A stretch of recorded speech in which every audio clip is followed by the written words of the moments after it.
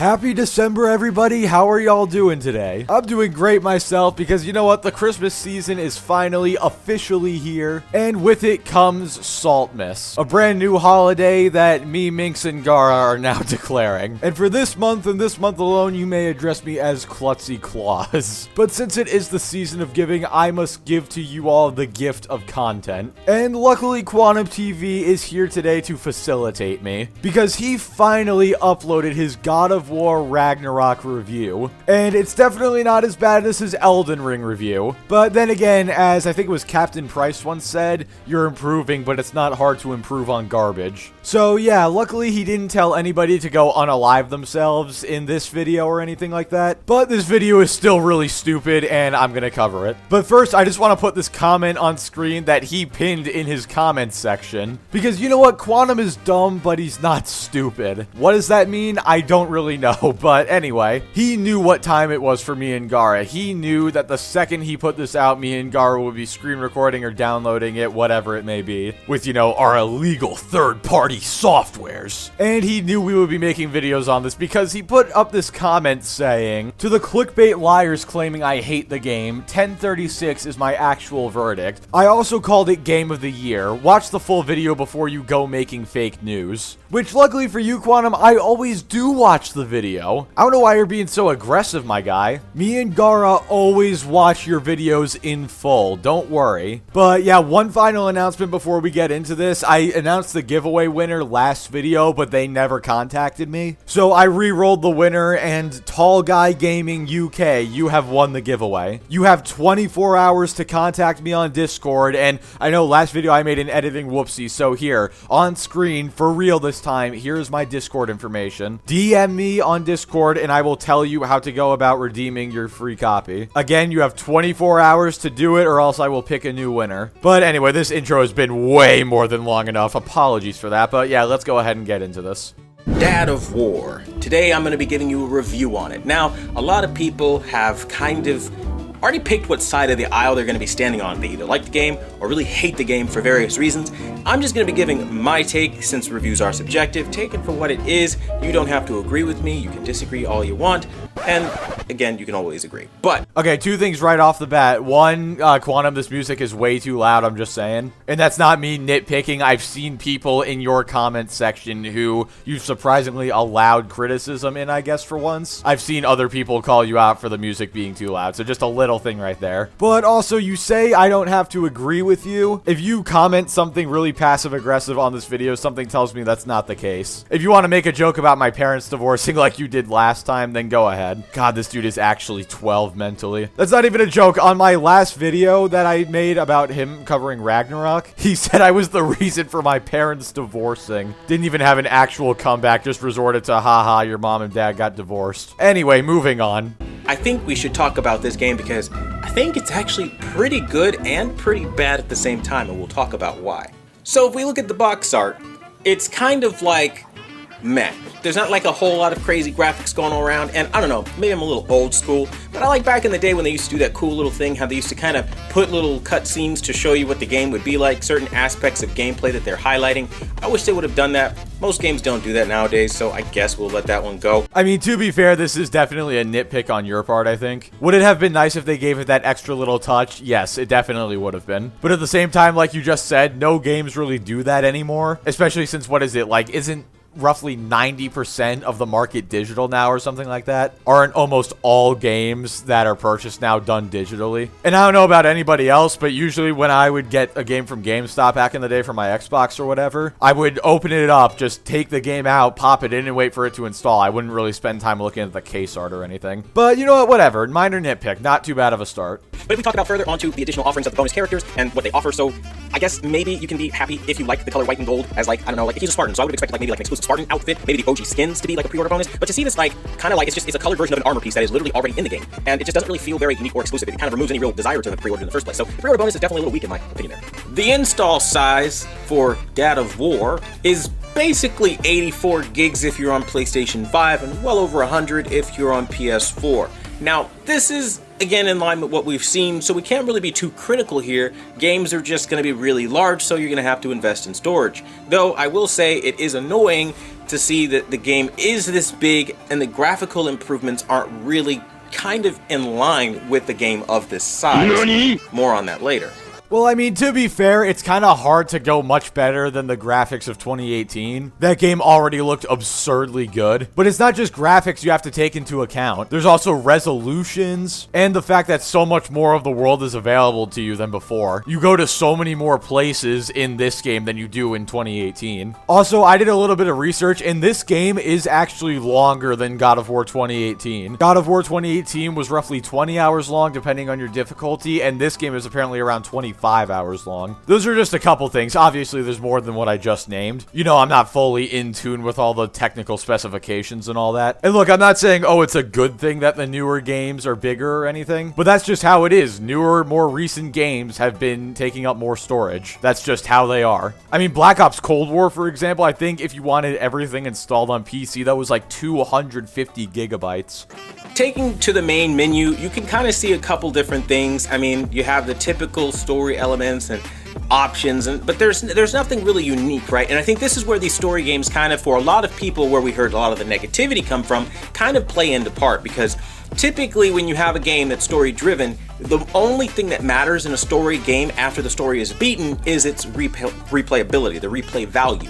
This game, like many other story games, have very little replay value because it's just repetitive and it doesn't really do a whole lot to change that. Okay, he's gonna make an absolutely ridiculous point in a second and a very contradictory one, but before that, let's just go over this point. I do agree that this game should be a bit more replayable. Like, I don't know why this game doesn't have New Game Plus on launch. Like, that's actually really dumb that there's no New Game Plus. That definitely kills replayability. But where this game lacks in replayability, I think it makes up for in side missions. Just like 2018, there's a bunch of side missions to do. You can choose to do them either while you're doing the story, so that way you can be higher level, or you can wait until after you're done. In fact, I just looked, and there are 47 side quests and favors to do. This game has just under 4 times the number of side quests that it does actual story missions. So yes, the game isn't the most replayable, at least until they get New Game Plus out, but there's still plenty to do after you beat the game, unless you did all the side stuff during the game. And even then, by then, you're probably gonna have put, like, what, 50 hours into it or something like that? It would have been nice to see, for example, a challenge mode of some sort included in the game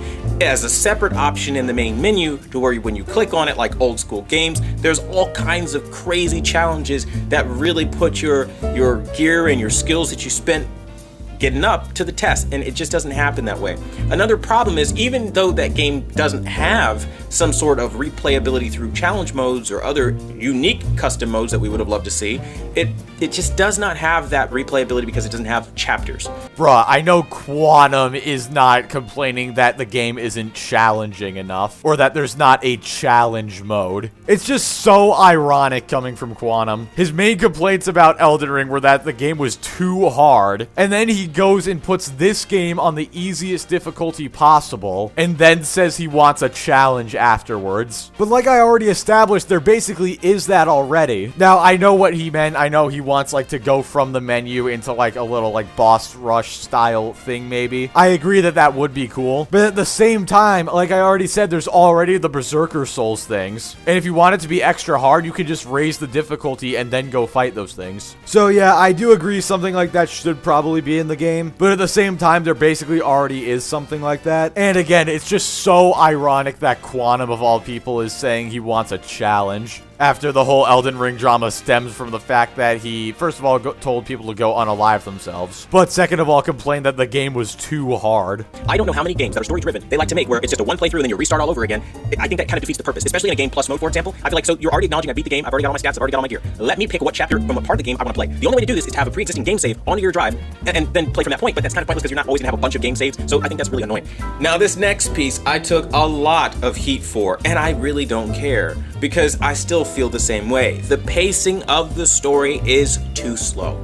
Simply put, they spend too many hours on screen talking, to the point where a lot of people have called this a cutscene simulator. I mean, has this dude been living under a rock ever since PlayStation started doing the movie game thing? People have always called Sony's first-party games that exact thing, because they're basically interactive movies. And I don't say that in a negative way, I really enjoy them. Or should I say God of War and Spider-Man. But yeah, that's kind of Sony's thing. And if the game is supposed to be like a movie, of course there's going to be a lot of time where the characters are talking. That's how movies go. Even in the most chaotic movies with the most action, there's a lot of slow points where characters are just talking about things that have to happen. And then they go into the action when they're making those things that they just talked about happen. Die Hard is a pretty good example, I think. It's an extremely action-packed movie, and it's known for how chaotic and fun it is to watch. But at the same time, it still has a lot of those slower moments where it's just characters talking, because that's how movies work, and that's what Sony wants their games to be, movie games. Same thing as a movie, except you can interact with it a lot more, and you get to actually do the action yourself. Think about it this way, if I criticize Doom Eternal for being too fast-paced and not having enough cutscenes, not having enough character dialogue and stuff, and just being too much action, that would sound completely idiotic, right? Same thing here, just in the reverse.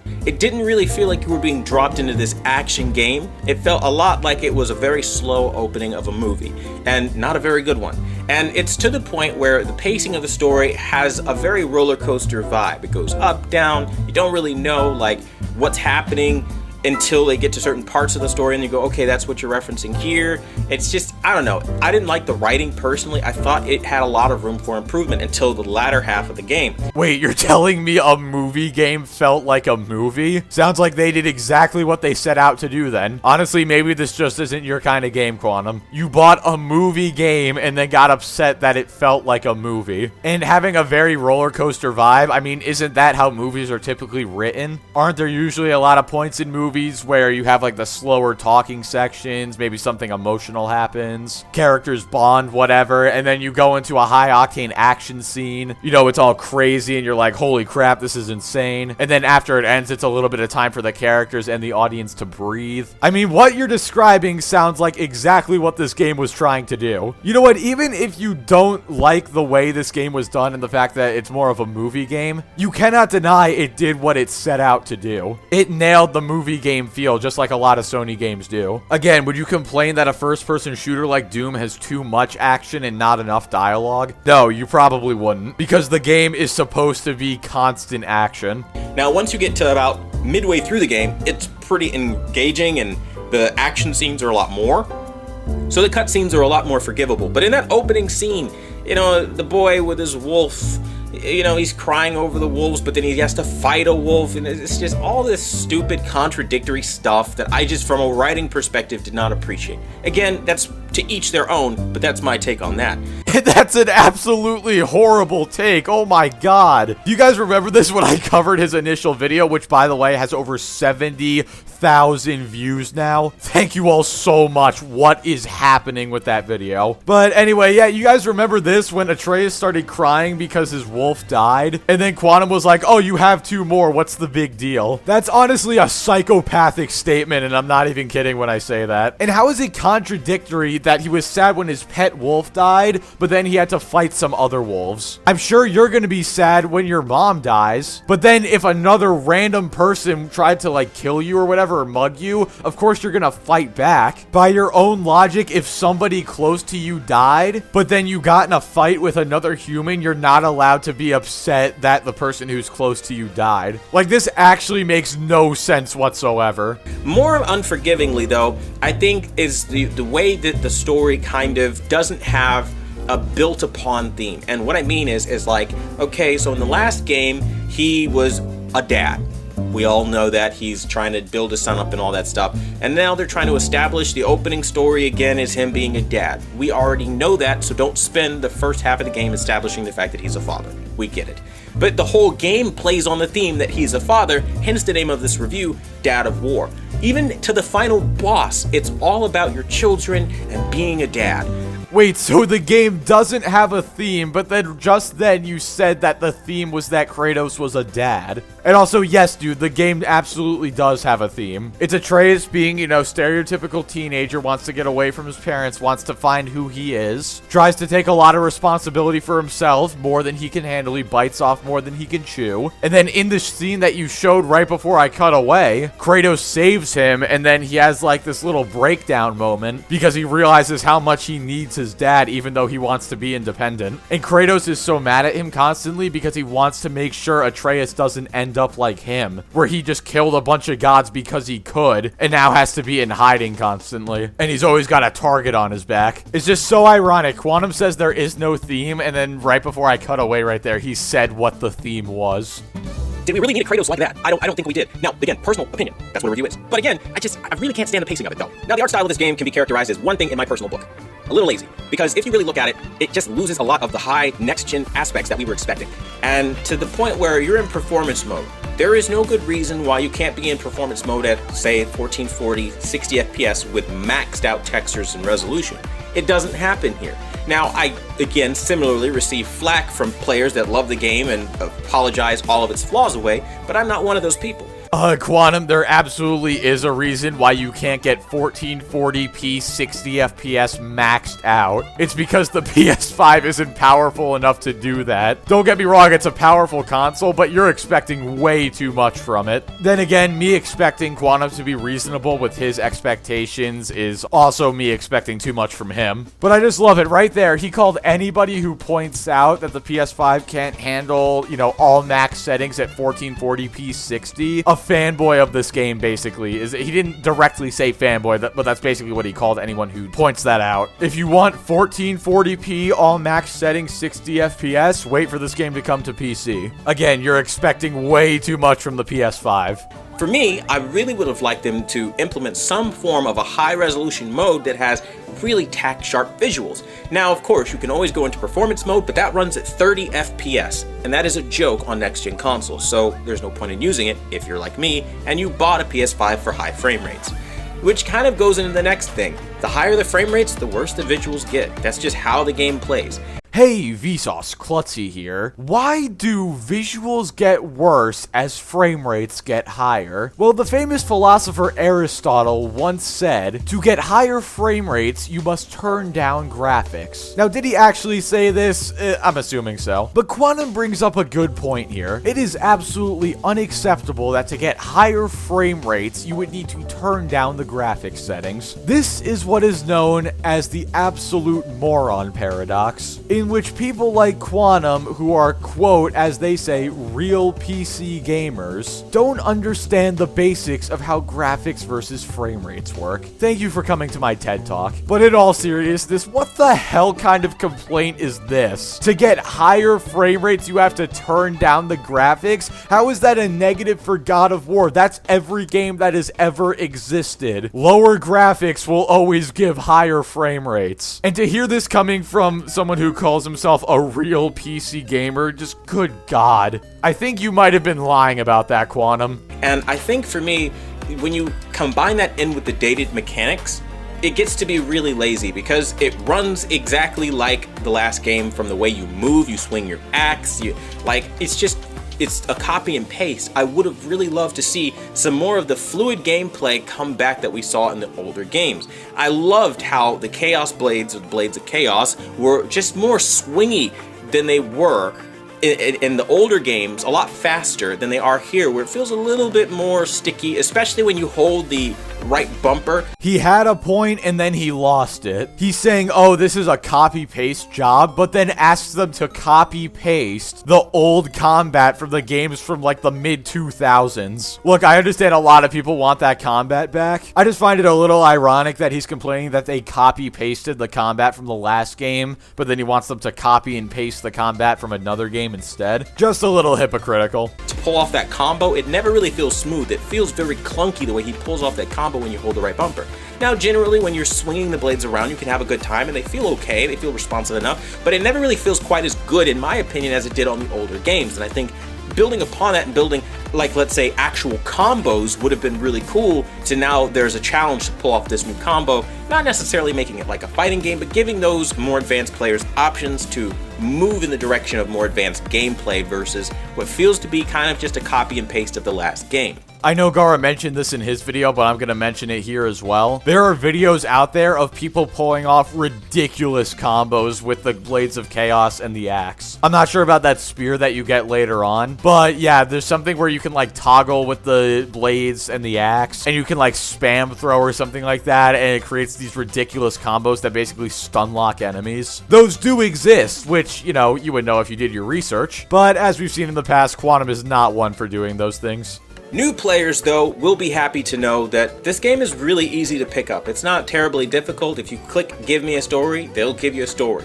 The only downside that I find is, like, early on in the game, they don't really give you a waypoint. So, like, in the opening scene where you're, like, at the house, I did spend a little bit of time running around, and I got a couple of locations wrong as to where I could go, but the game isn't so challenging or so vast that you can't figure out where you need to go if you get turned around. I do wish there was always a waypoint for people who wanted one, but again, for the exploration types, it gives you a little bit of that in the opening. God forbid you actually have to use your brain and not just chase a little orange marker, am I right? I swear to God, there's two kinds of complaints when it comes to these types of games. It's either, oh, there's no waypoint whatsoever, I have no idea where to go, which I believe was one of Quantum's complaints when he was playing Elden Ring, or, oh, I want to explore everything, there's too many waypoints. And also, I'm pretty sure if you just listen to character dialogue, you can pretty easily tell where you have to go. Not so much towards the end of the game where things are a little more linear, but again, it's there. Now, you'll also be proud to know that despite people being really angry about Angrboda being a black girl, there are no politics in this game. So for people who are trying to bash the game and say it's just politics and all that stuff, it's really not. It's a fun game that I didn't run into anything like that. So that part, I can completely say when I've heard people saying that, it's just wrong, because she did a great job, by the way. Angrboda, the person that played her, did fantastic. I couldn't tell you how immersive it was when that character was in the screen talking to Loki and doing all that stuff. That was a really immersive part of the story, and I think especially you'll appreciate it the more the story progresses, and then the more you see how things play out without giving too many spoilers on what her role is. So that I thought was really cool. Thank God Quantum didn't have a super hot take about Angrboda. That would have been an absolute disaster. But despite not having a hot take about that, there was a major contradiction right there. I don't know if you guys caught it or not. Remember earlier in the video when he was saying, oh, there's too much talking, there's too many cutscenes, all that stuff. Oh, the game's just a cutscene simulator. Why is this movie game acting like a movie game? Well, right there, he was just praising the talking and cutscene segments. So, I don't know, a bit of a contradiction, not gonna lie. Saying you don't like the cutscenes and how it feels like a movie, but then praising the cutscenes and how immersive it is. Kinda hypocritical. Now, I think we have to look at it realistically and say, like, how often are we gonna play this game? That kind of determines if a game is worth anything in my book. And I think this is a good game. It's honestly, frankly, probably the best game of 2022 so far. Now, that's not a compliment, because we haven't had really good games this year. We just haven't. But this is absolutely the game of the year this year. Remember at the beginning of the video when I read that comment saying that he was like, oh, I said this was game of the year? Yeah, there was a bit of a caveat to that. He didn't give it game of the year because he thought the game actually deserved it. He just gave it game of the year because he didn't like anything else that came out this year. And don't worry, he's about to mention Elden Ring. That game lives rent-free in this man's head. Despite what some people think about Elden Ring, this one takes the cake because it just does a lot to engage you enough, even though the opening is slow, that once you get the story going and you get into the game, it is fun and you have a lot of time and you're on like almost like an interest trip. Like, hey, like I want to know what comes next. Wow, Quantum, you mean to tell me that if you're not impatient and you actually give the story time to ramp up, you might actually enjoy it? Who would have thought? That's a wild concept. But yeah, I'm gonna end the video here actually because the rest of the video is just him giving the verdict, which was an 8 out of 10, as I'm pretty sure he said in the comment from earlier. And he just repeated a bunch of the points he said. So yeah, overall, definitely not as bad as his Elden Ring review, but there were a lot of contradictions here, and it was definitely still video worthy. But I felt like I did give him a fair shake. I think I gave him credit where credit was due. But anyway, guys, that's gonna do it for this video. Thank you all so much for watching. Like the video if you liked it, dislike it if you didn't like it, subscribe if you want to see more, and I will catch you all next time.